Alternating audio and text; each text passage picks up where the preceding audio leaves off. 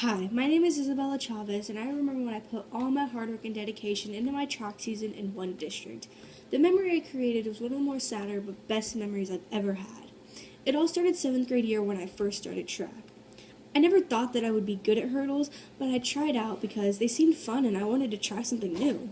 I knew I was fast, but I didn't know exactly how fast I was. Once I tried out, the coach told me that I was good for my experience level, which was 0. Feeling confident, I decided I liked track more and more. The first meet I went to, I wanted to run the 100-meter hurdles. I ended up finishing second, and I was really proud of myself. The next practice, my coach told me to run the 300-meter hurdles. When she saw me run, she decided to let me run it at the meet. I was really scared to run that race because I never ran it before, but I ended up finishing first, and I finished in front of everyone else. Every meet after that, I ran that race, and I always won first. District rolled around, and I thought I would have another easy win. When the gun shut off, I realized that the girl next to me was beating me. I was in shock because it had never happened before. I was so self-absorbed on the fact that I had always won that I didn't think anyone else would be able to beat me.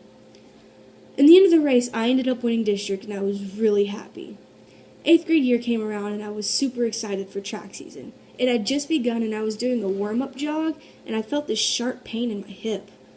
I just ignored it and kept running, but it ended up getting worse. I decided to tell a coach I knew. He wasn't my coach, but he was close to me, so I thought I could trust him. He gave me things to stretch and lessen the pain in my hip. I told him not to tell my coach because our first meet was coming up and I really wanted to run.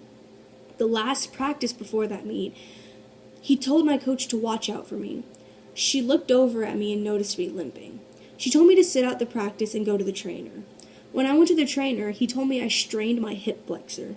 He told me I wasn't allowed to run at the next meet, and I had to sit out for an entire week.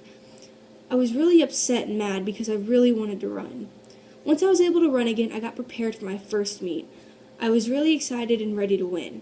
I got in the blocks, the starter shot the gun, and I took off. I was in first place until the curve.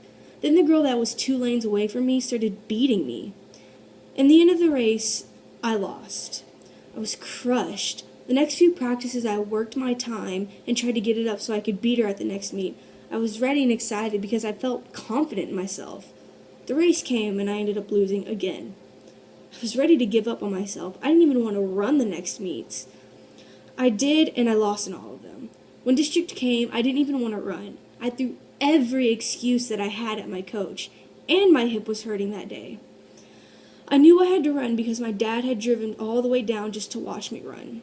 I felt pressured because I didn't want to lose in front of him. I had already expected to get second place, but I still pushed and did my best to try and win, which I did. I was beyond happy and glad that I ended up running. All the stuff I had to do to overcome and win district was worth it.